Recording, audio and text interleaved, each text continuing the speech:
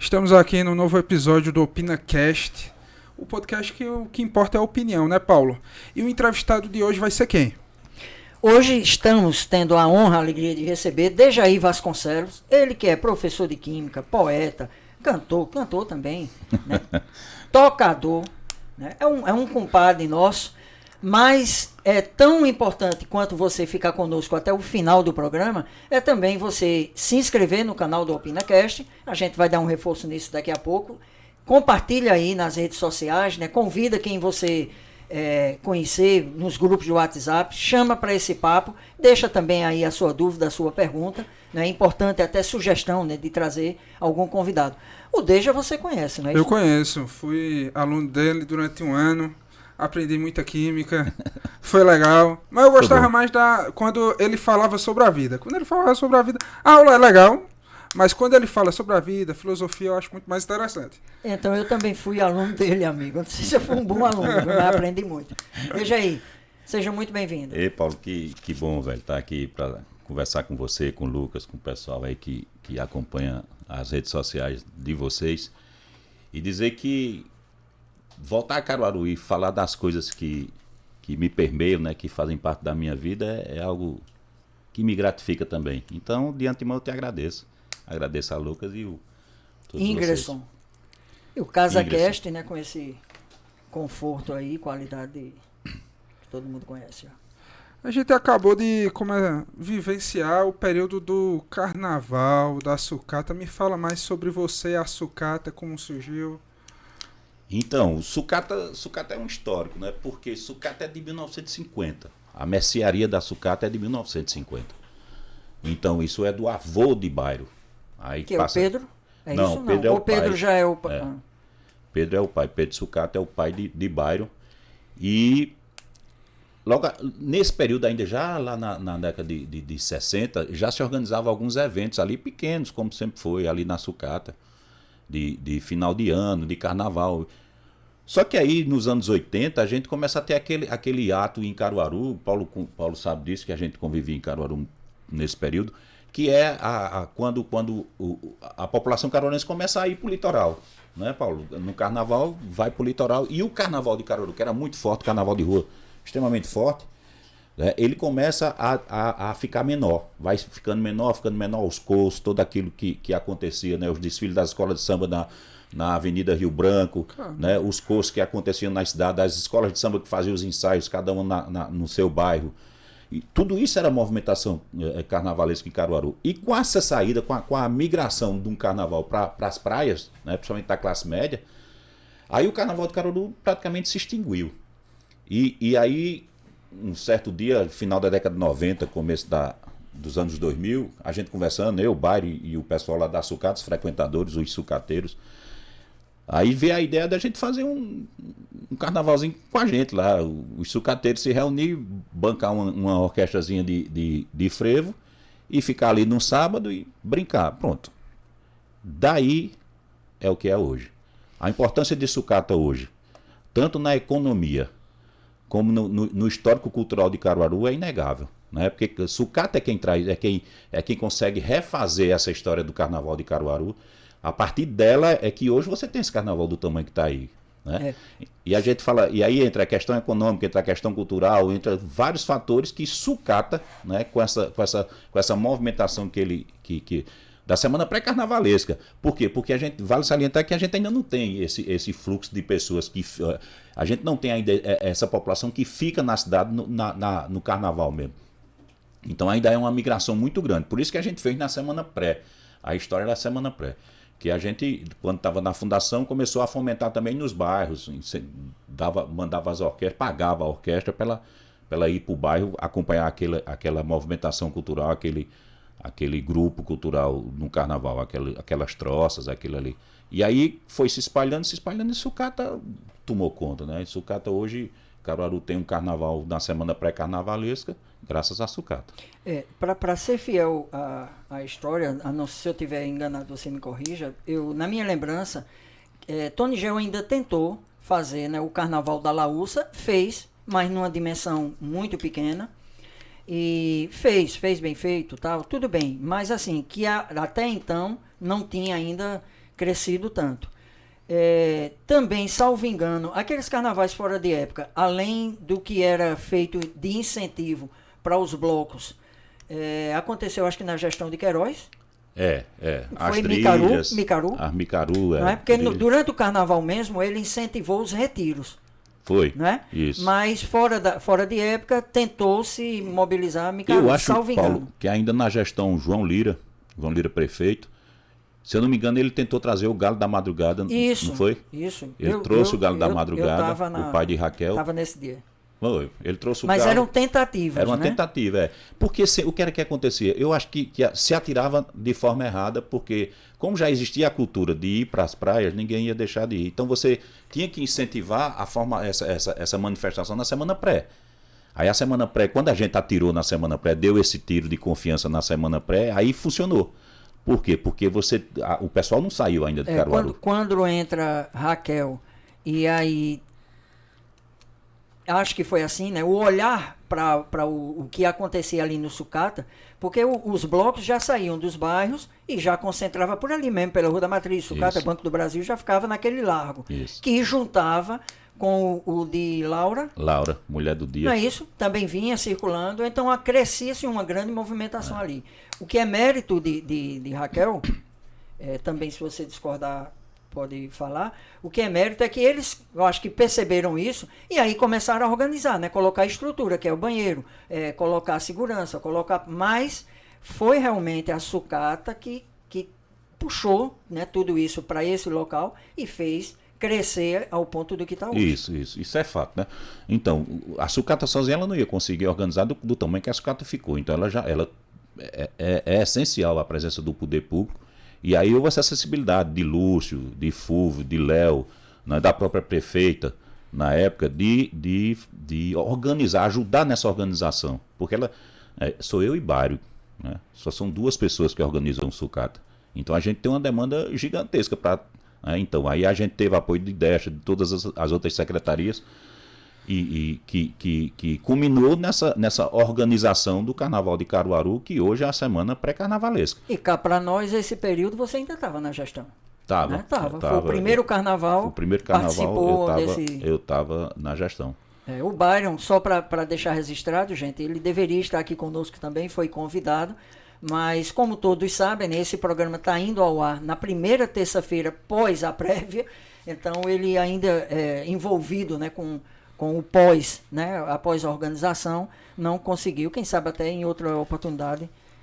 Eu queria saber mais ou menos como é organizar esse evento. Você escolhe banda, você escolhe... Como é a questão da organização? Quais são os seus papéis? Vocês dividem? Como dividem? Isso. Há uma divisão de tarefas, né? Existe uma captação de recursos, essa parte da captação de recursos, eu trabalho a parte de estrutura, comigo. O Bairro fica na administração da bodega, da venda de material lá, da venda de souvenirs relacionados ao evento. Então aí é Bairro, né? Mas no final das contas, quando eu não consigo resolver uma coisa, eu digo, Bairro, vai lá, né? Tenta... Eu moro em Recife, né? Vai lá, Bairro, dá uma... Aí ele vai, resolve. Quando ele também precisa, que não dá para ele fazer, deixa, eu não consegui fazer isso, vai lá. Então, na verdade, é uma administração que é separada, mas se houver uma necessidade de separar das funções, né? Mas se houver uma necessidade de junção, de adequação, para resolver uma questão, aí a gente vai e resolve a bronca que o outro tá, mas para funcionar. E é gigantesco porque você precisa fazer algumas reuniões, né? Por exemplo, como é que vai funcionar a segurança, onde é que vai ser saída de emergência, onde é que vai ser entrada, então tudo isso existe uma planta que é feita, né? Uma planta arquitetônica, onde é que vai acontecer cada coisa, onde é que fica o palco, qual é o tamanho do palco, quantos metros ele fica da calçada, qual é a necessidade, por que aquela quantidade de metros, fluxo de pessoas, saída, entrada, então segurança, polícia, bombeiro, imprensa, né? Tudo isso é pensado. É tudo calculadozinho. Aí, claro, a gente não tem essa capacidade de organizar isso sozinho. Então, a entrada do poder público, inclusive, fornecendo palco, fornecendo estrutura para que o carnaval... Porque nós não temos essa grana, né? Aí é feita essas parcerias, tanto com o governo municipal como com o governo estadual, né? que eles mandam, o governo estadual geralmente manda uma atração, o governo municipal monta uma estrutura, aí o restante a gente vai completando. E essa questão do nome? Já chegou algum empresário querendo pegar a autorização? Porque vira um certo nome de Virou sucesso. uma marca, Aí o cara quer replicar e fazer seu carnaval privado. Já surgiu propostas assim? E surge sim. Mas essa não é a intenção porque a sucata ela não surgiu com essa intenção de ser o que ela é hoje. Ela surgiu como uma forma de brincadeira entre amigos. Então a gente quer manter o mínimo possível essa essência da coisa de diversão, de encontro de amigos, do povo estar presente. E quando você privatiza, aí começam a se cobrar ingressos, aí não funciona. A gente tem um front que a gente cobra uma quantia para quem vai ficar lá para ter a gente chama de área VIP, né? Mas o front é de frente ao palco. Exatamente porque a gente também tem um custo. Né? A gente tem custo de segurança, a gente tem custo de pessoal que trabalha antes. Na montagem, a gente tem custo de gente que vai fazer captação de recursos, de viagem para ir captar recursos, de ir atrás de marcas. Então a gente tem um custo e esse custo precisa ser pago. Esse custo não entra pelo poder público, entra pela sucata.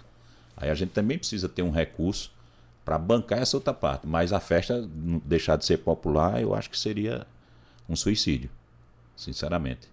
E o sucata é o ano inteiro, né? Na realidade, passou sucata, o carnaval, o ponto ali está sempre uma organizando confraria. as amizades, atraindo, né? A sucata é o único bar que você é cliente e você abre a geladeira e pega a sua cerveja. E no final você vai dizer quanto cerveja tomou. Então é uma confraria mesmo, é uma junção de amigos, né? E claro, se aparecer alguém que queira, né, se aproveitar dessa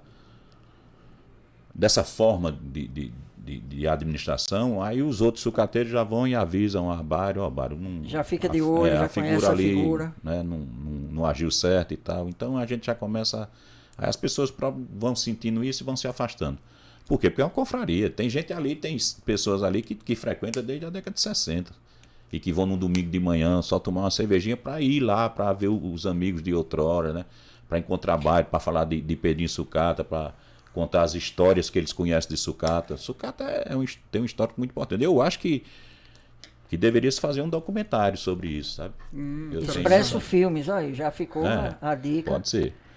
A gente pra pode gente até conversar com ele. posteriormente. Porque eu acho que é merecido Porque inclusive não documentário. foi permitido os drones, não é? Mas assim, caso numa situação dessa, que é algo para se preparar... Porque geralmente o drone tem uma legislação já definida. Por exemplo, é complicado você subir vários... Imagina, cada meio de imprensa tem seu drone, vai subir. E se cai na cabeça de alguém? Porque dá interferência, já teve shows, inclusive num show de Luan Santana. Um drone caiu na cabeça de uma pessoa, então requer muita segurança e a Defesa Civil tem que proibir. Tem que fiscalizar bastante, porque o perigo pode ser grande. E tem que evitar, né? A obrigação dela é evitar esse risco. Então ela tem que proibir. Ótimo. Aí então, por isso que é. Vamos ver aí. E esse ano, como é que foi? Foram legal. 2 anos, né? Foi. Então, aí a gente esperava essa... Apesar de ter vários polos, porque isso também... Como o sucata cresceu tanto que foi necessário se fazer outros polos, porque não tinha mais para onde o povo ir. Então o povo não entrava mais na João Condé.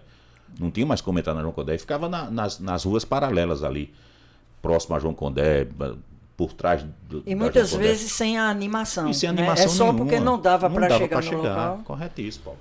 Então, quando você não chegava, aí o que é que se faz? Aí se cria outros polos menores, porque você também desafoga o sucata, permite que as pessoas também se divirtam. E ficaram no entorno, né? E ficou tudo próximo, bem organizado, né? bem vigiado, bem protegido, né? Com cuidado, com todo mundo. Mantendo um ambiente familiar. Mantendo um ambiente decente, no minimamente decente. A sucata nunca teve problema, bicho. Sucata nunca teve. Sucata já é grande desde... Começou se agigantou mesmo desde 14. Né? Então, desde 14 que o sucata já tem... Nisso de 14 já tinha 6 mil pessoas, segundo a polícia, acompanhando o sucata. Hoje, não sei nem quanto é, 30 mil. 30 mil? 40, sei lá. Qual foi o último sucata que foi sem apoio nenhum da prefeitura? Rapaz, na verdade, nunca teve. Acho que nunca teve, não. A partir do momento que começou a ter, né? Sempre teve crescendo. Foi. Né? Eu acho Sempre que foi teve. Claro, está aumentando porque o sucata cresceu, né? Então o apoio aumenta. Mas quando eu ainda estava na Fundação de Cultura, ainda no governo Zé Queiroz, a gente já dava apoio, já mandava a orquestra. Os primeiros que a gente fez no início dos anos 2000, não. Era os sucateiros mesmo que rateava, contratavam uma orquestra e ela ia no sábado, a gente começava de 2 da tarde até 5, 6 horas, a orquestra tocando e a gente lá, se divertindo, conversando, encontrando amigos e tal e tal. A partir do momento que ela começou a crescer, aí a gente já precisou fazer palco. Aí a gente não tinha grana para fazer palco. Aí a gente já precisou contratar uma orquestra com capacidade para... Então, aí tudo isso se transformou em parcerias, primeiramente com o governo municipal. E aí quando se tornou o que é hoje, a partir de 2014, 2015, aí sim, o governo do estado entrou também no circuito para sucata acontecer. Quais são as suas principais ideias nesse evento? Qual o seu dedo nessa questão? Você inventou alguma coisa? Porque tem a Rua do Mela Mela, tem algumas coisas. Sim, Foi tudo espontâneo do povo ou teve algumas coisas que os criadores quiseram implementar? Não, a gente comprava a maisena. Então, é espontâneo, não deixa de ser, porque era o carnaval do Mela Mela, que era o carnaval de Caruaru, era o melá de batom, era o dar banho de água. Não é isso, Paulo? Lembra? Era? E a gente brincava dessa maneira. Então, o que ajudava a manter essa identidade, né, esse resgate do carnaval antigo. Isso, né? Que era exatamente assim. A gente ia pra rua... Papangu, as fantasias. Com as fantasias, com batom para melar o outro, com talco, né? Com água para dar banho no outro. Então, isso era o carnaval de Caruaru. Então, a sucata... Em relação à maldade, a maldade sempre existiu, mas, sinceramente, eu não lembro de ter registro lá. Né? A gente também está querendo santificar o ambiente, não. Sendo sincero, que a maldade que eu estava lembrando agora era que no passado o pessoal pegava o carro, botava lama, né, com aquelas bombas, isso. E aí a gente no meio da rua, quando passava por a gente, jogava lama, entendeu? Ixi. Agora era gente do mal mesmo, ia embora e se fosse denunciado a polícia pegasse, dava problema. Mas em geral o que a sociedade fazia era brincar legal, tranquilo. Pilantra tem em todo lugar, então não tem o que fazer. Isso. Aí o sucata é isso, né? É essa tentativa de buscar aquele carnaval que existiu, que era o carnaval do sucata lá nos anos 60, 70, 80, né? Que isso se acabou porque o povo foi embora. Aí a gente vai para a semana pré e sucata se agiganta, né? Mas é essa a intenção. Aí hoje existe muito menos porque alguns levam, uma multidão daquele tamanho não tem como. Então alguns levam, ainda tem lá, joga um talco, mela de batom, joga água com aquelas pistolinhas de água, mas tudo numa maneira bem decente. E nunca teve problema, a gente nunca teve problema sérios em sucata. Um probleminha aqui, um probleminha ali, sim, mas um problema grande, de grande confusão, nunca, porque esse é o espírito da sucata. Quem começou a frequentar, já começou a frequentar com esse espírito. Do mela-mela, da brincadeira. Aí permanece. E bem mais resumido, porque tem muita gente, não tem mais como você. Mas no começo a gente distribuía a maisena. Acho até que ela deveria patrocinar o sucata. Ideia boa, maisena. Pode entrar em contato que eles vão gostar. Me fala sobre a questão, você participou como diretor de cultura. Me fala como é essa função, quais são as dificuldades que tem em fazer. Então, em 2009 a gente assume a diretoria.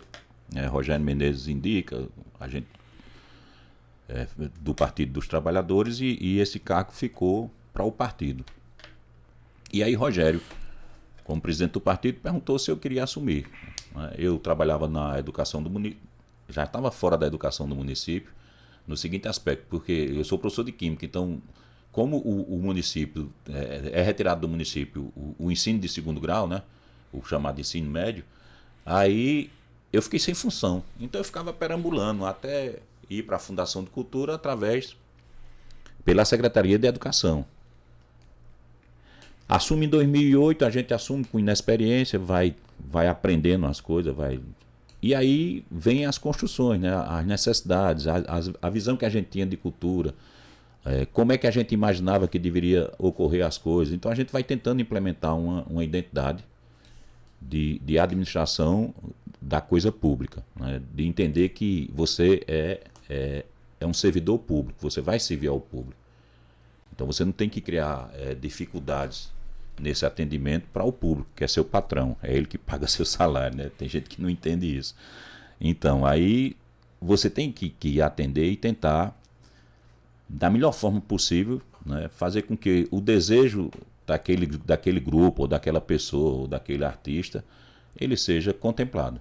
Às vezes não da maneira mais correta ou na amplitude que ele queria, mas de alguma forma ele usufrua das políticas que são implementadas, dos eventos, né? E essa era a intenção da gente dentro da Fundação de Cultura. Como é que é organizar, participar do São João? Como diretor de cultura, você pode selecionar artistas? Como é feita essa seleção? É pelo prefeito, indicação do prefeito, como é que é?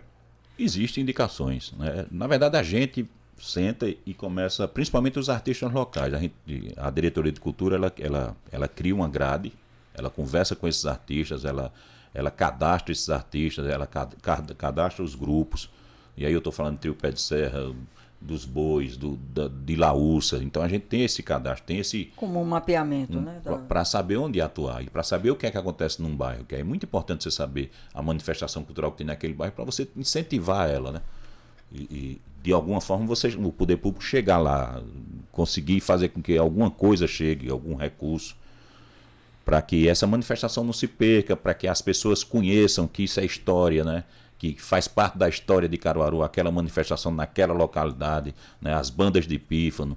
Então, tudo isso é um mapeamento e a gente precisa fazer com que as benesses da gestão pública, essas pessoas usufruam, esses grupos, essas manifestações artísticas, tenham participação direta nisso, né? Tanto é que a gente faz a segunda conferência de cultura, a terceira conferência de cultura, né? A gente, Paulo acompanhou principalmente a terceira. Paulo trabalhava com a gente, Paulo acompanhou isso de perto. Na verdade, eu consegui botar ele como a pessoa que seria o elo entre Fundação de Cultura e esses grupos culturais, né?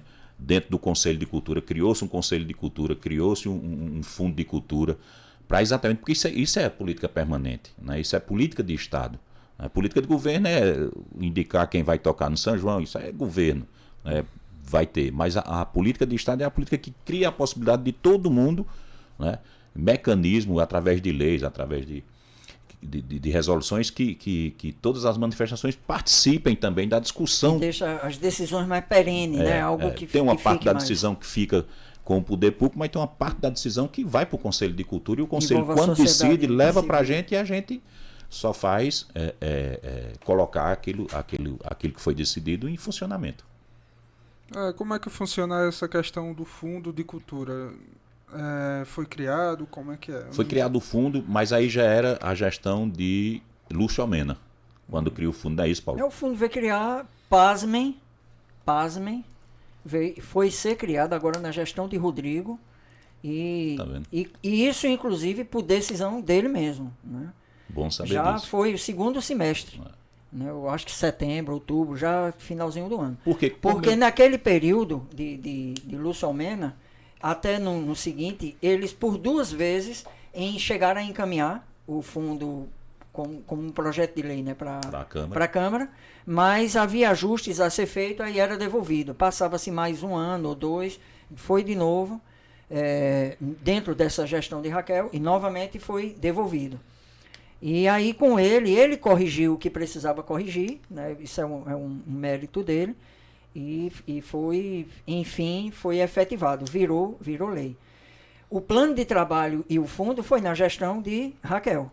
Isso. Mas, como é um trabalho em sequência, eu sei que você lembra disso, naquele período, além do sistema, da implantação do sistema, além do fundo, além do Conselho de Cultura, né, no formato novo, a gente teve reuniões, inclusive com Toninho e outros membros do governo, né, intersetorial, preparando já o plano de trabalho e preparando o fundo, né? Até o plano de trabalho chegou a ficar pronto, né, a ouvida que era feita da sociedade civil, a gente sistematizou, agora faltava finalizar, digamos, e digamos, vir a lei.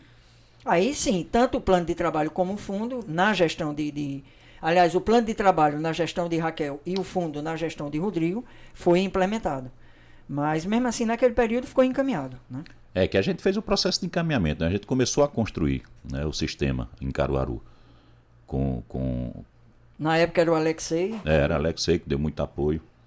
E a gente andou um bocado. E Paulo aí, com a questão do fundo mesmo, aí já era acompanhamento de Paulo, porque em 2017, final de 2017, eu deixo a Fundação de Cultura e vou fazer outra coisa na vida. Mas eu saí antes de Vossa Excelência, viu? Na realidade, eu fiquei acompanhando foi... todo o processo, mesmo agora estando como sociedade civil, porque, graças a Deus, assim, o caminho aberto por você, né, a confiança que você teve no meu trabalho,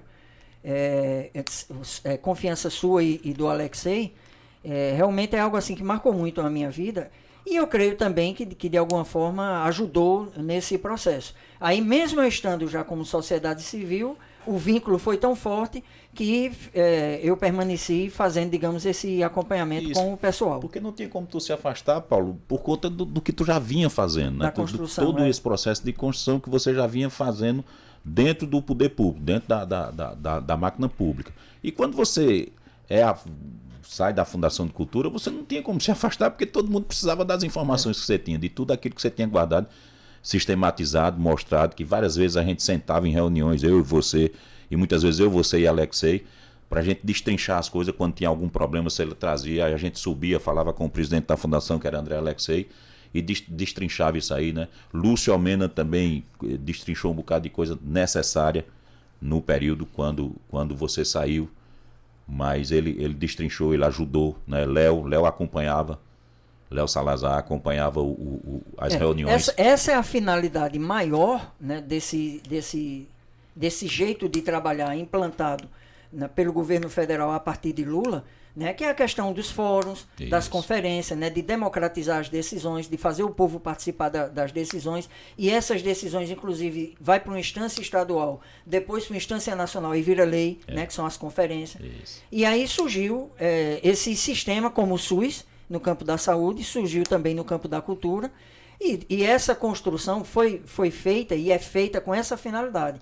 Que você viu aí que a gente falou na gestão de Tony Gel, falou na gestão de Queiroz, falou na gestão de Raquel, com a presença, com a participação de vários presidentes da Fundação, né? Passou lá Lúcio Almena, passou o Fúvio ou a Maria Alves, né? Quando esteve de fato como presidente, Fúvio quase assume, mas depois ficou como vice. Posteriormente, o Rubem Júnior. Mas, assim, essa é a intenção, né, desse estilo de trabalhar, que é você não dar o mérito a uma gestão e nem possibilitar que, quando entre, desmanche. Isso. Né? Você faz um plano de trabalho para 10 anos e esse plano é revisado e você consegue ver ao longo de 8, 10, 15, 20 anos, às vezes retrocesso e às vezes avanço, mas cada gestão dando a sua contribuição. É verdade. Vamos falar mais sobre você. Eu quero saber mais sobre você. Como é que surgiu a química na sua vida? Rapaz, é o seguinte, eu quando tinha por volta de, acho que 14 anos, 13, 14 anos, era normal a gente, nessa idade da geração, nossa geração, a minha de Paulo, a gente trabalhar muito novo. Então, com 11 anos de idade, a gente já estava na vida trabalhando, estudava, mas trabalhava, até porque a gente não veio de classe abastada, né? A gente era periférico, eu morava na Vila Kennedy, eu nasci na Vila Kennedy, na rua E5. Então, aí a gente trabalhava muito jovem, trabalhava e estudava. Com 11 anos de idade eu trabalhava na Feira da Sulanca e trabalhava na Feira Grande do Sábado, que era ali na 15 de novembro. O banco do rapaz que eu trabalhava para ele era de frente às Casas Pernambucanas, que hoje é uma livraria, né? Então, aí com 14 anos, quando eu começo a fazer o segundo grau, meu tio, ele é Luiz de Castro, ele é bioquímico, ele é farmacêutico, formado em farmácia. Então ele é analista bioquímico. Aí ele tem um laboratório, né, óbvio, de bioquímica, os exames, né, exames laboratoriais, e eu fui trabalhar com ele. E aí eu começo a ter relação direta com a química, ver as reações, né, as dosagens. Então aí aquilo foi me apaixonando sem eu perceber. Eu não percebi que eu estava apaixonado pela química, né, que ela tinha me fisgado. Eu vim perceber isso quando eu fui fazer a opção para o vestibular, que eu comecei fazendo fisioterapia, mas não tinha nada a ver comigo. Aí eu migrei para a química, aí sim, aí eu me encontrei. Aí eu me adequei. Né? E eu não sou, eu dava aula de química pela falta de profissionais licenciados na área. Eu vim fazer licenciatura já em, acho que 2010. Eu fiz bacharelado em química. E a licenciatura eu fiz por uma questão que era necessário, que criou-se a lei, acho que ainda no governo Lula, estipulou-se a lei de que você teria que ter magistério para poder não ter redução no seu salário. Aí eu fui fazer a licenciatura. Aí fiz licenciatura em biologia. Eu sou bacharel em química e licenciado em biologia. Mas como a licenciatura, você tem licenciatura, vale para qualquer área, aí não deu problema. Mas eu continuei dando aula de química até hoje. É isso, a paixão da química vem por aí. Qual a diferença de bacharel para licenciatura? Então, o licenciado, ele vai estudar, né, uma forma de ensinar a química. Então ele é um professor de química, ele vai se formar e vai ser professor de química, né? habilitado para dar aula. E o bacharel não, ele vai trabalhar com pesquisa, com indústria, esse é o bacharelado. Ele não tem a licenciatura, ou seja, ele não tem as cadeiras pedagógicas, ele não paga as cadeiras pedagógicas. Entendeu? E o licenciado, ele paga todas as cadeiras pedagógicas. E essa paixão por biologia? Porque para fazer licenciatura tem que ter, de biologia tem que ter algum tipo de paixão. Biologia e química são muito próximos, né? Principalmente a química orgânica. Então a química orgânica ela trata muito da coisa biológica, né? Das reações orgânicas que está no teu organismo, de como é que acontece o metabolismo, por que é que as pessoas têm determinados problemas, outros não. Então tudo isso está relacionado à química e à biologia, né? Que a gente chama de bioquímica, que é a junção. Então são muito próximos. Muitas cadeiras Por que biologia? Porque eu teria que voltar para a universidade, para eu ir para Recife. Por quê? Porque não tinha em química. Então eu teria que fazer alguma coisa aqui próximo, que eu já dava aula, que me desse a licenciatura, mas que também não se distanciasse da química. Então, biologia. Não estranha a pergunta, viu? Você lembra o nome do canal? O canal que você iniciou química, fazendo aula? Química Todo Dia. Canal do YouTube. Poder colocar aí para o pessoal conhecer. Isso. Porque ficou muito interessante, para quem não conhecia ainda, como achar, para quem gosta, tudo bem. Mas para quem tem dificuldade, como achar química fácil e como achar química atraente, né? Achar algo interessante para aprender. É o nome do canal, né? Química Todo Dia. Porque tem ciência todo pronto, dia. Aí. Então, é impressionante. Se quiser se inscrever, se inscreva. Eu já estou vendo. Eu estou inscrito, mas você ainda não. Você que está em casa, química todo dia. Acabei de me inscrever. Então, é uma coisa bem amadora, Paulo, porque a intenção era na pandemia também, que eu gravei algumas aulas na pandemia e distribuí para algumas escolas. Né, alguns professores que tinham exatamente. Sim, também teve isso, né? Porque tinha necessidade, sabe? Aí eu disse, rapaz, eu vou fazer esse canal, porque além de lá, de coisa, de ajudar dessa forma, de contribuir com quem estava sem ter aula presencial, né? Aí eu criei o canal, mas assim, é bem amador, eu gravo com celular, né? Num local lá na minha casa mesmo. Você tem aula de química com ele? Tinha. Outras matérias? Era química. Como era? Fora o ensino da vida, né, que você disse. Era muito bom, porque eu sempre tive dificuldade em química, porque era uma coisa que eu achava muito difícil. Mas com o jeito de já ir falar, a pessoa entendia. A pessoa entendia. Ele entendia, né? Entendia e dava pra fazer a prova direitinho. Pronto. Eu fico curioso em relação à experiência, a projeto, né? Durante esse período, você chegou a criar alguma coisa, desenvolver algum projeto, alguma... Paulo, eu escrevi mais um livro, né? Terminei o segundo de poesia na pandemia. A gente vai falar sobre isso também, tá na sequência. Né? Que não deixa de a ser história do armário é um livro, rapaz. Que tem. E então escrevi uma peça para teatro também, né? Escrevi algumas músicas. Fiz. Mas esse livro, o armário, ele na realidade nasceu de um projeto de teatro. De teatro, não é isso? Com Marcos Mercury, que é dançarino, artista de rua, artista de circo, artista de teatro. O Marquinho é multifacetado. Que deu no primeiro livro, né? Isso. Foi o seguinte. Então, como ele chegou lá em casa e disse, eu queria Eu queria dançar uns poemas que tu faz aí e tal. Eu disse, que negócio louco, né? Dançar o poema. Mas eu entendi porque ele usava a interpretação da poesia tendo o corpo como referência. Então, tinha uma música ao vivo, né? Aí a gente eu comecei a escrever exatamente para teatro, aí já pensando, arquitetando a coisa para teatro, que era exatamente isso, era usar a dança, que ele usou a dança, ele foi ousado. A expressão corporal. A expressão, né, corporal para representar o que estava sendo dito pela palavra, né? O que estava sendo expressado pelo poema. E juntou-se isso à música. Mas nem toda. A música era ao vivo também, né? Era Marconiel, era um bocado de gente que. Eu não sei se Valdir Santos, aí eu não me lembro, mas faz tempo que só. Mas a gente fez isso, né? Música ao vivo, dança e poesia. A poesia ela fazia o link das coisas, ela juntava essa dança e música. E teve coisa que ele fez que ele não usou a música, ele usou só o corpo mesmo e o silêncio, né? E a palavra e o corpo como referência poética. A próxima cena, então, foi organizar isso no livro. Aí eu já estava organizando, só que o nome Armário surge de um poema que eu já tinha com esse nome, né? Que é uma brincadeira, na verdade, com a palavra e com as facetas que ela tem. Então, por que armário, né? Porque armário guarda alguma coisa.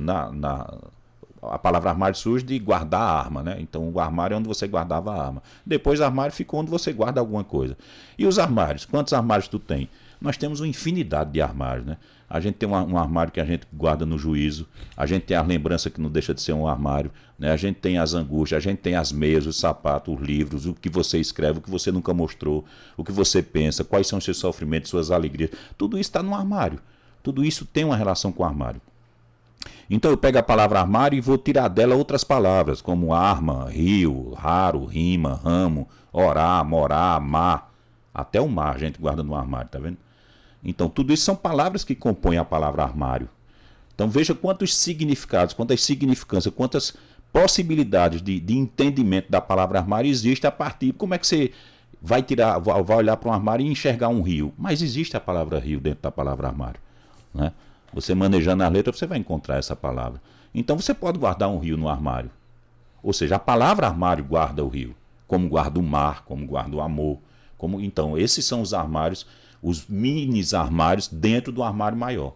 Aí, a partir daí, eu trabalhei tanto na peça como no livro. O livro trata também dessa coisa de trabalhar a palavra e ir encontrando os armários que a gente usa, não usa, guarda, não guarda, né? Abre, tira o mofo, não tira, né?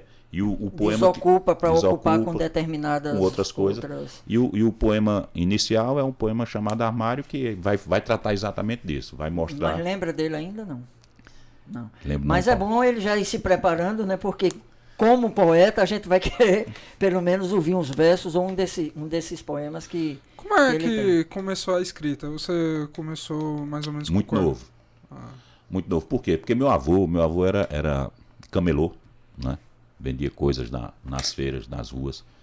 José Verônico Barbosa, José Amadeu, como era conhecido. Ele era apologista da cultura popular, principalmente do repente, do cordel. Então, na casa dele, eu encontrei muitos cordelistas, como Chico Salles Areda, que é uma referência no cordel.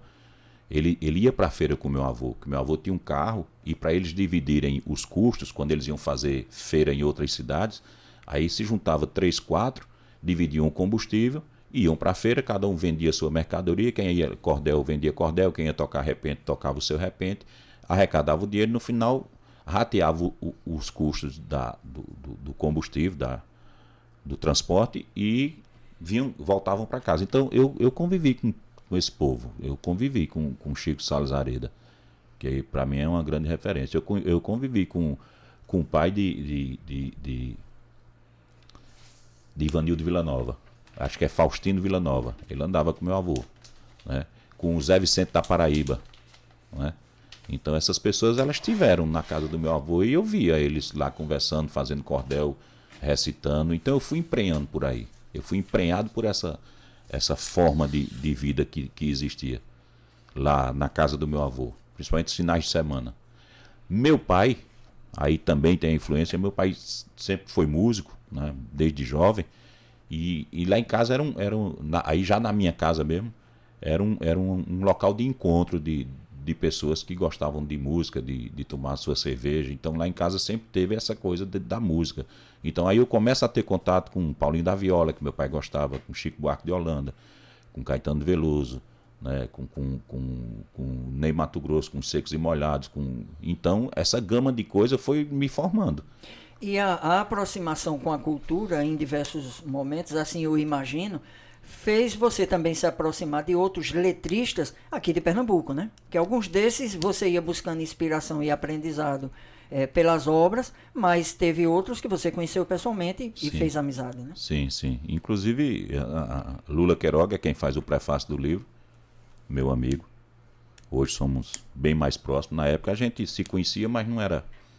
Com essa coisa do livro a gente se aproximou muito, trocamos várias ideias de mundo, com Chico Sá, jornalista, que faz um comentário também no livro, meu amigo também, a gente hoje se encontra.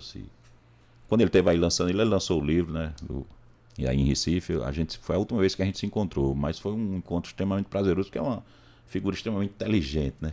E o lançamento do seu foi em Recife, né? Do Armário. Teve primeiro o lançamento, lá. Primeiro lá, por conta da questão da editora, né? A editora exigiu que fosse feito o primeiro lá e tal, porque tem toda uma questão de contrato que você faz com editoras e tal, mas tudo bem.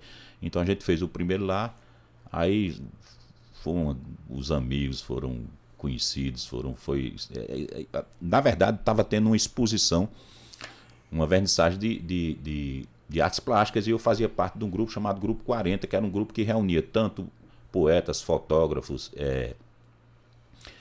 artistas plásticos em geral, né? Pintor, escultor. Aí esse grupo, que tinha gente daqui, tinha gente da Itália, tinha um pessoal que veio da Itália fazer exposição, foi ali no casarão da Toyolex, na Rui Barbosa, lá em Recife. Então se procurar aí vocês vão encontrar. Então essa exposição aconteceu lá, com muita gente. E o segundo livro está em preparação? O segundo está pronto.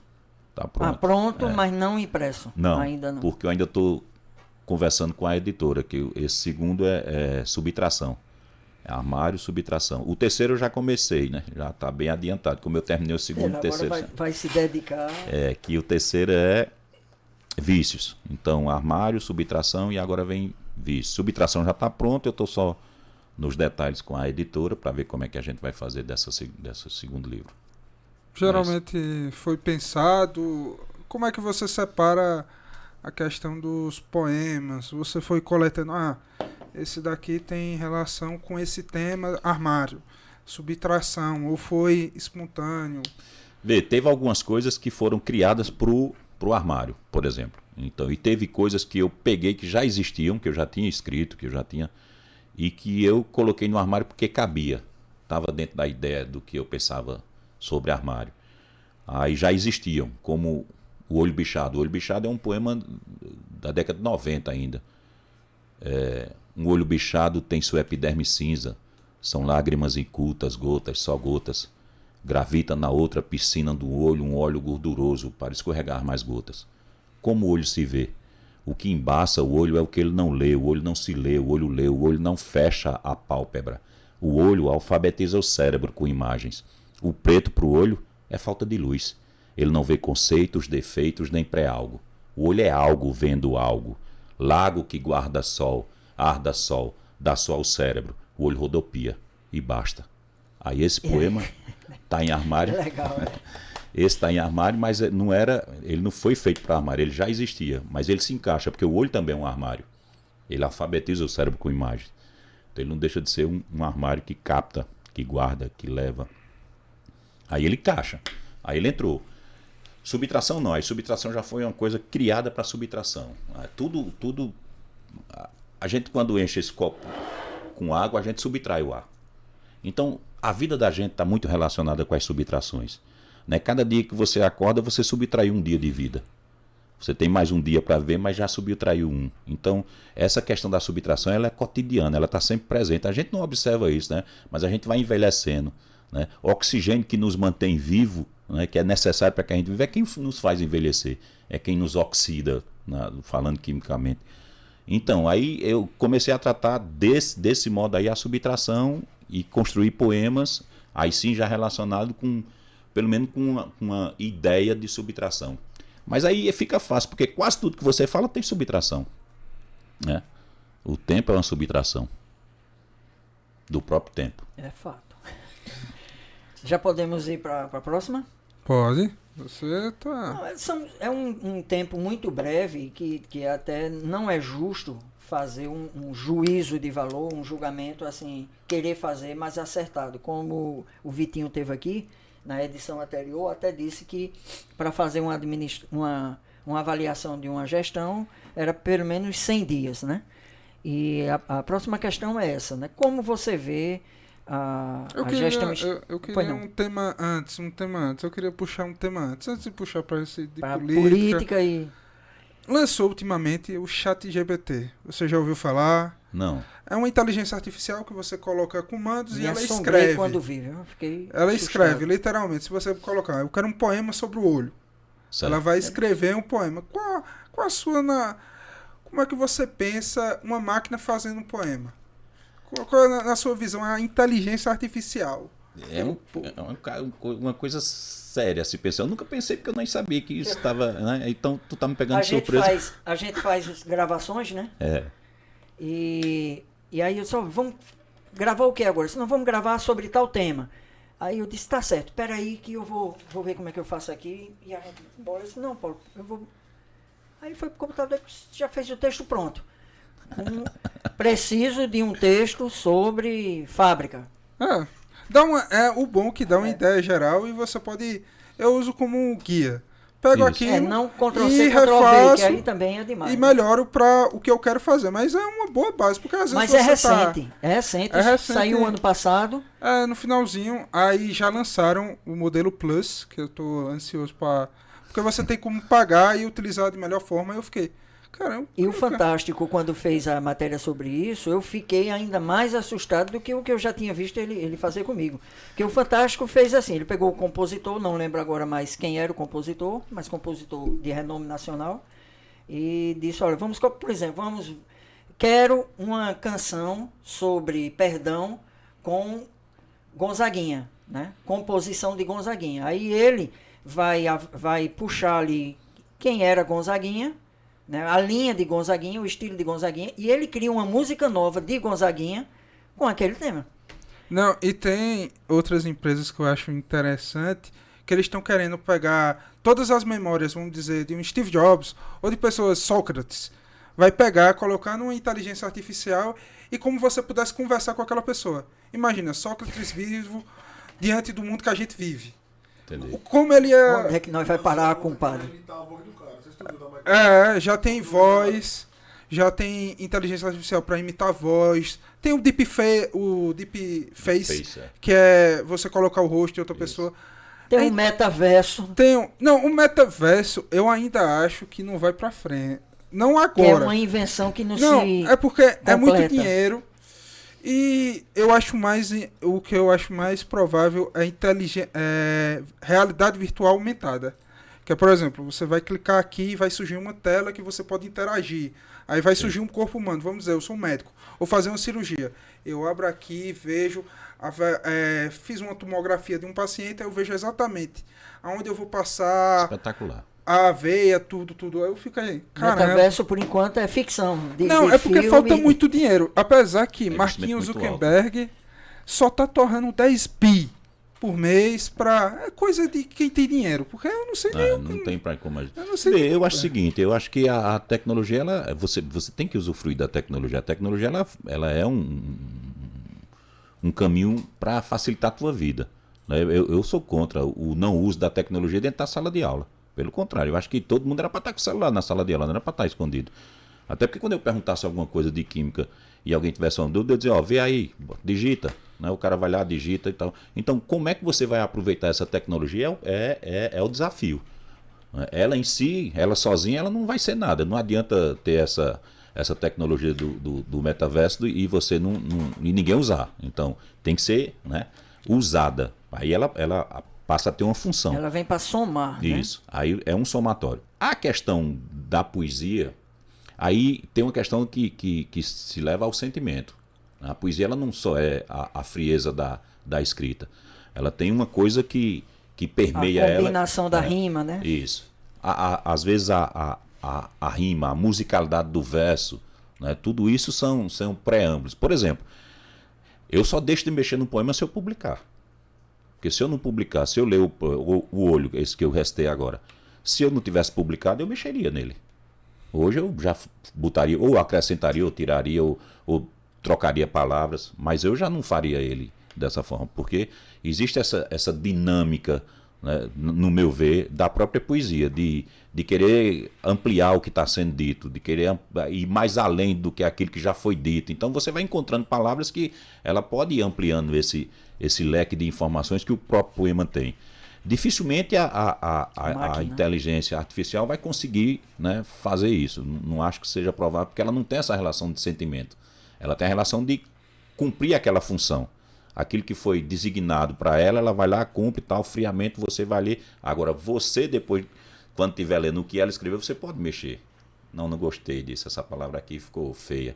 Aí você vai lá e arruma a palavra, né? Aí essa é a diferença. É o sentimento que você vai colocar no que você está dizendo, está escrevendo. Então elas não vão chegar nesse nível. Agora, negar a tecnologia de jeito nenhum. Eu sou defensor, acho que a gente tem que evoluir. Ciência está aí, é para isso mesmo. A gente tem. Agora, como é que a gente vai usar isso? Às vezes usa para o bem, às vezes usa para o mal. Eu ainda acho, na minha opinião, ainda acho que a inteligência artificial vai ter sentimentos. Não como da gente, mas algo similar. Que eu acho que daqui a vamos colocar 20 anos, vai ter robô, alguma inteligência artificial que vai escrever cartas de amor. Você vai botar lá, escreva uma carta de amor para minha mulher. Aí ela vai com todo. Mas eu entendo, mas o que eu estou querendo dizer, eu estou indo mais para dentro. Eu estou querendo dizer o seguinte, ela não terá o sentimento. Ela pode escrever a carta. Ela pode combinar, isso, que é o que a gente combina versos, coisas, né? Combinar, amor deixar tudo flor, arrumadinho. Tal. Meu amor, você foi lindo ver você dormindo e tal. Ela pode escrever isso, mas o sentimento não vai existir nela. Talvez o objeto desse amor, né? Talvez a pessoa que receber. Tem que haver a relação. Eu tenho que me relacionar com a amizade, é um sentimento, né? Mas eu preciso estar conversando com o Paulo, a gente sentar, tomar uma cerveja, conversar besteira, dar risada e ver Ivan Lins e se emocionar com os meninos de São Caetano chorar, vendo aquela cena linda. Foi uma peça que ele aprontou comigo. Ele tirou de lá do trabalho e disse: ó, vamos ali comigo. Eu disse: ali aonde? Isso é pertinho. Finalzinho do expediente. Ali aonde? Eu disse: não, rapaz, é aqui. No instante a gente vai e volta. Eu disse: bom, tá certo. E eu não sabia o que era. A gente rodou. Foi o momento que eu tive a oportunidade de conhecer o Ivan Lins pessoalmente, numa tarde muito gostosa, né, com as crianças e a gente cantando lá a Bandeira do Divino. Aí eu chorei, que só me emocionei. Eu também. Aí a emoção, né? É. E essa questão que ele fala, eu me lembrei de outro exemplo agora, né? Eu pegar um bilhete dele, né, que eu fiz, e aí mostrar para você e dizer: ó, isso aqui foi Deja que mandou para tu. Aí você lê e diz: rapaz, eu conheço o Deja. Acho que ele não fez isso aqui não. Né? Tem isso também. Porque você pode até fazer a coisa arrumadinha, tentar copiar a letra ou botar as ideias. Não tira o valor da poesia, como eu disse, vai rimar amor com flor, tal, tudo bem. Mas talvez o objeto do amor, né, ou seja, a finalidade, a menina quando vai pegar aquilo ali, ela vai sentir que tem alguma coisa ali que não é ela, né? Ou não tem a ver com eles, dependendo da vivência e da intimidade que tiverem. Né? Agora eu vou puxar. É porque tem o seguinte, é porque tem o seguinte, existe a palavra no seu estado conotativo, ou seja, o que está lá no dicionário, os significados que ela tem, e existe a palavra quando ela vai para o estado poético. Então a palavra ela tem duas dinâmicas, ela tem duas funções, ela tem, no mínimo, né? Ela tem duas vertentes de se adequar a um texto. Então, a palavra no dicionário é a palavra no dicionário.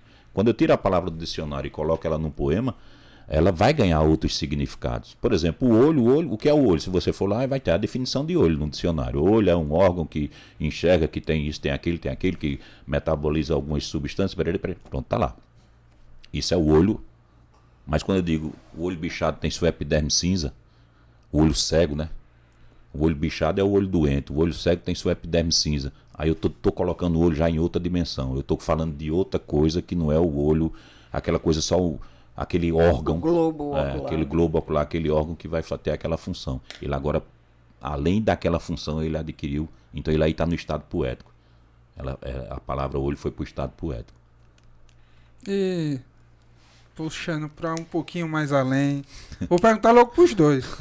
Se houvesse a possibilidade de transferir sua consciência para uma inteligência artificial para perpetuar um pouco mais sua vida, vocês fariam ou preferiam permanecer no corpo de vocês? Isso tem a ver com questão religiosa, né? Isso tem a ver com religiosidade. Isso afeta vai para vários pontos de vista. Eu, como materialista, eu acho que é legal, né? Não sei como era que a minha consciência ia se relacionar com um novo órgão, um novo corpo, um novo espaço que ela ia ocupar. Porque se eu vou levar tudo que eu tenho, porque tudo está no cérebro, né? Então tudo que eu quando num acidente perco uma mão, eu vou ter problemas psicológicos, né? Porque eu estou sem aquele órgão, então eu vou ter que fazer, até me adequar àquilo ali, aquela falta, eu passo um tempo. Então quando eu também me transfiro para outra matéria, materializar em outra forma, né? Meu pensamento em outro, isso não sei como era que meu pensamento nesse outro corpo ia se comportar, se ia estar legal, se o juízo ia funcionar bem.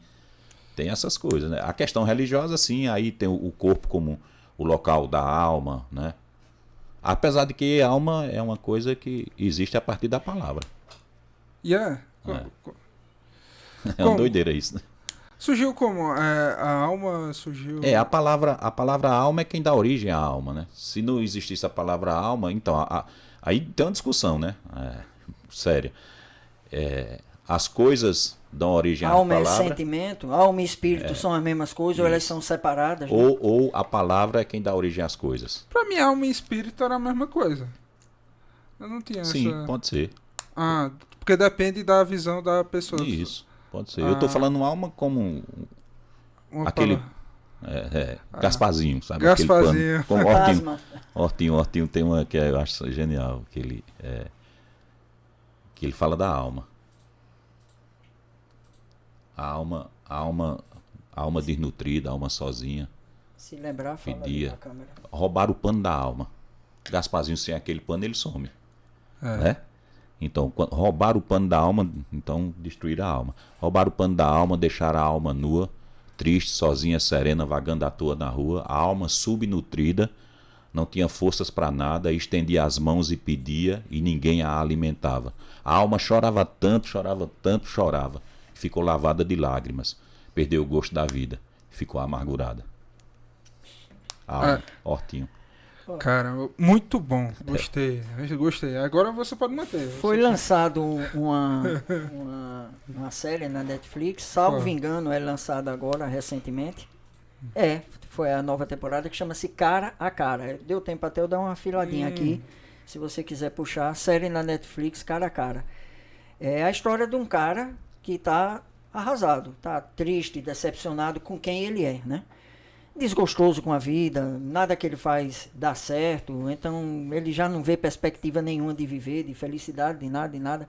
E aí busca alternativa de mudança. E é oferecido a ele, pronto, tá aí.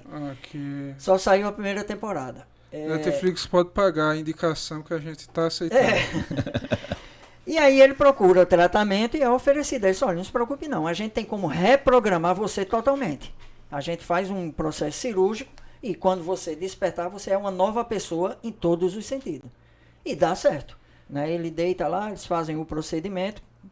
Vou dar spoiler? Não, eu vou contar. Não. Vou contar só o que o trailer mostra. Certo. Né? Aí porque isso está no trailer, aí ele adormece lá e fazem o processo. Quando ele acorda, de fato, é o mesmo, né? A mesma fisionomia, tudo, e tudo diferente. Tudo que ele fazia de errado, com falha, os vícios, não, tudo é diferente. Ele agora é uma pessoa otimista, correta, fala sincero, trata a família direitinho, tudo nele é certinho. E outra, sem falha, tudo é certo. Até que um dia ele dá de cara consigo mesmo. E ele se espanta, né? Aí no trailer mostra que o que é que acontece? Na realidade, eles fazem um clone da pessoa e o ser verdadeiro eles enterram. E aí o clone, que é fabricado para dar certo, né, como ele disse aí, essas linguagens, então ele vai dar certo, mas por algum erro de procedimento cirúrgico, né, do processo, aí ele retorna de lá do túmulo, né, ele levanta e aí tem a vida até que chega o momento dos dois se encontrarem. Claro. E aí como é que fica lidar com os dois cara a cara? Né? A partir desse momento que ele se vê no outro e o outro diz, olha, eu sou você, você sou eu. Como é que, né? Aí vai trazer de volta aquele ser que tem que lidar com suas falhas e suas limitações, ou vai prevalecer agora o perfeito? Eu já comecei a assistir, mas como eu não devo dar... Eu acho mas que é interessante. a arte ela sempre é Sim. provocativa, né? Existe a arte e o entretenimento. O entretenimento, as pessoas A vão finalidade se divertem, é essa mesmo. Né? Agora, a arte não existe o compromisso de aprofundar. Isso. A arte ela vai se aprofundar. Então, o cinema, a música, a poesia, a literatura, seja lá o que for, artes plásticas e tal, ela tem. Picasso, quando pintou Guernica, ele não pintou Guernica porque ele disse: esse quadro aqui eu vou vender por 70 milhões quando eu estiver perto de Manoel. Ele pintou Guernica porque ele achava a necessidade de fazer uma crítica à Guerra Civil Espanhola, né, a ditadura de Franco. Então, ele mostrar como era que estava o país destroçado, né, todo. Então, porque a arte ela é contestadora. Ela não vai aceitar o que está sendo dito, ela vai contestar aquilo, até chegar a um ponto de ela aceitar ou recusar, a partir da contestação. Então, isso é arte, né? Na minha concepção. Isso aí é arte. O restante é entretenimento. Que eu também não sou contra, não. Eu acho que cada um caminha por onde acha que deve caminhar. Eu só faço essa separação. Eu sei que existe o entretenimento, a coisa, né, mais comercial, mas existe o questionamento mais sério, mais profundo, que vai provocar em você uma forma de pensar, que vai lhe instigar a pensar sobre aquilo. E isso que, você falando da inteligência artificial e o cara a cara aqui, Paulo, ela está jogando esse contexto, ela está botando isso aí para ser discutido. E aí, vale? E uma palavra que nesse meio aqui não saiu é a quântica, né? Que eu acho que está mais para o campo da física do que A quântica ela vai... E eu creio que ela é mais real do que o metaverso, né? A quântica é algo mais... porque a quântica existe. Você usa o computador, então hoje em dia a gente usa muito a quântica no cotidiano. Então todas as teorias quânticas a gente usa o celular. É antigo, né? Na realidade... É uma coisa do meio do século... De antes da metade do século passado, a quântica já era uma ciência, né? Já era uma coisa que estudava. Então ela faz parte da física, né? Mas o campo macro, essa física do campo macro, ela não serve para o campo micro. O campo micro ele se comporta de outra forma, né? As subpartículas atômicas que vão compor as partículas atômicas, que vão compor o núcleo do átomo, que vai compor a eletrosfera, que vai compor o átomo, que vai compor as moléculas, que vai compor a gente. Então, veja de onde ela vem, né? Aí lá no campo micro, né? Na quântica, no campo quântico, a história é outra. Na verdade, esse nome quântica ela vem do elétron, porque o elétron existe um núcleo, existe uma órbita eletrônica que os elétrons vão girando aqui. Quanto mais ele se afasta desse núcleo, quanto mais distante ele está desse núcleo, mais energético ele se torna. Então significa que as órbitas mais externas são mais energéticas.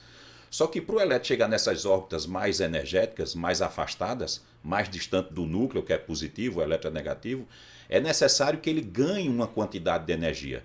E cada órbita dessa ela tem uma quantidade de energia específica, né? Um pacote de energia específico.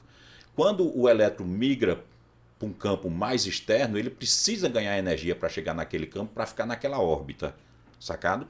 E quando ele sai daquela órbita e vem para uma órbita mais distante, porque o elétron está o tempo todo se movimentando. Se a gente botar a mão nessa tela aí agora, aqui a gente vai interferir, porque são elétrons em alta velocidade emitindo fótons. Aí a gente interfere na passagem do elétron, fica um pontinho escuro, quando você tira o dedo ele fecha. Sacou isso? Então, porque você interfere no caminho do elétron ali, você está interferindo, ele está começando a correr pelo seu dedo.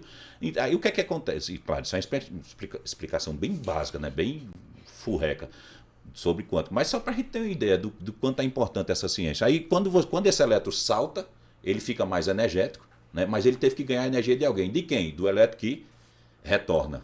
Sacou? Porque esse elétron que retorna, ele estava com mais energia, então ele tem que soltar essa energia que ele tem em excesso para poder ocupar uma nova órbita ao redor do núcleo. Sacou isso? Aí cada pacote desse de energia que é solto pelo elétron, que está vindo para próximo do núcleo e é absorvido pelo elétron, que está se distanciando do núcleo, Isso é um pacote fixo de energia que é chamado de quanta.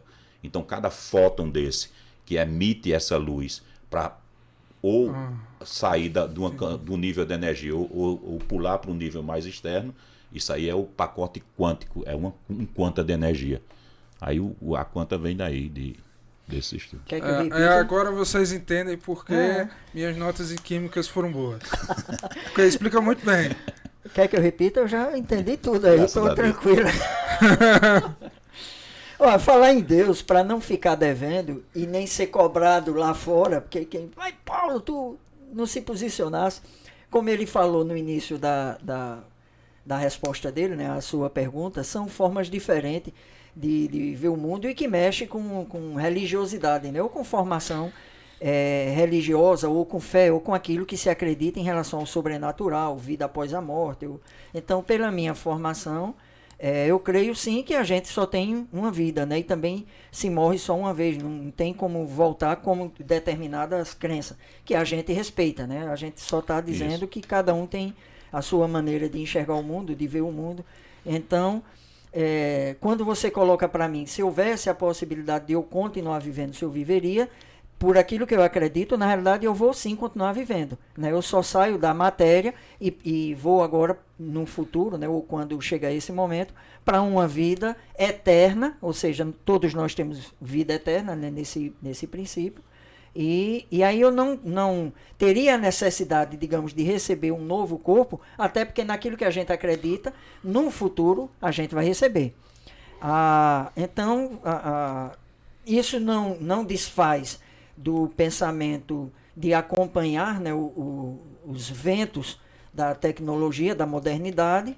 Pelo contrário, eu sei que também tem segmento religioso que entende que isso é coisa do demônio, né, que a gente não deve se envolver, mas pelo contrário, porque também há outro segmento, né, de líderes cristãos, de pastores, teólogos, pensadores da fé cristã, que entendem, como eu entendo, que deve-se sim abraçar o novo, a tecnologia, sem ter medo, né, do que possa acontecer, né? Você não fechar, né, a mente para o novo, para o moderno. Até porque, Paulo, e claro, a gente já convive há muito tempo e nunca tivemos problema quanto a isso. A fé que Paulo tem, até poética, a forma que ele colocou aí é bonita, é poético, né? Como ele coloca essa coisa da divindade, e é bonito, você escutando, do sobrenatural.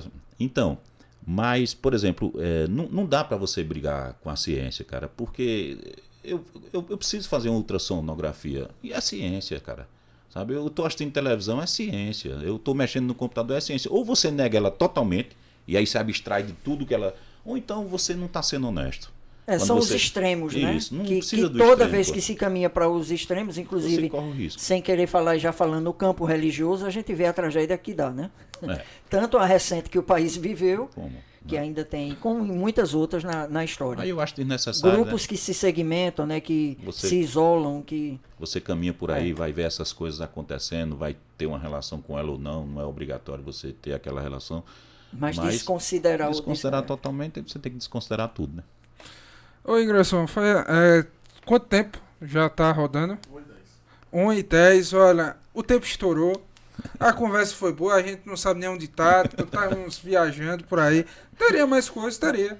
Mas a gente tem que dar uma encerrada, porque o tempo já bateu a meta. Não vai nem fazer aquele finalzinho com a Não, a gente vai fazer o finalzinho. Só então, tô explicando. Segura aí que a coisa vai esquentar mais ainda agora. Agora a química vai... A química vai. Basicamente, eu deixo aberto para você, de Jair, fazer suas últimas palavras. Então, primeiro que eu acho interessante que se abra todos esses espaços para todos os debates democraticamente aqui, como a gente está fazendo, sem haver choque, sem haver guerra, sem haver... Não, o debate. E cada um coloca a sua ideia, e cada um mostra o que acredita, o que trabalha, como pensa, sem precisar, ninguém tá... Então esse espaço que vocês abrem, essa coisa aqui do debate, como está acontecendo muito hoje, eu estou acompanhando muita gente que está fazendo esse tipo de trabalho que vocês fazem com podcast, eu acho super interessante, porque você pode levar todo mundo, para todo mundo ter um espaço e dizer o que pensa da vida, como enxerga a vida. Opinar, né? Que é a proposta dizer, até do nome OpinaCast. Interessante o nome. Então, aí isso, quando Porque eu acompanho vocês, eu assisto, de vez em quando eu digo a Paulo, ó, tem aquele ali e tal. Então, porque eu acho interessante isso, sabe? Eu acho que é necessário, a sociedade precisa disso. Precisa também fugir um pouquinho dos grandes meios de comunicação e começar a fazer essa comunicação que hoje se tornou muito mais democrático por conta desses avanços tecnológicos, né? Todas as redes sociais. Então você, né?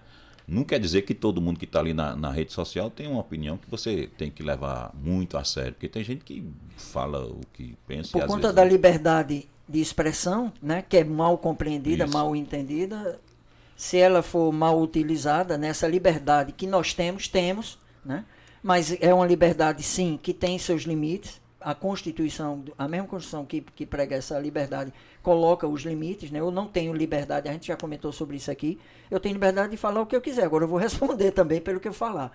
Né? Então eu tenho liberdade de ofender o Deja aqui, de desrespeitar o Patrick, tenho.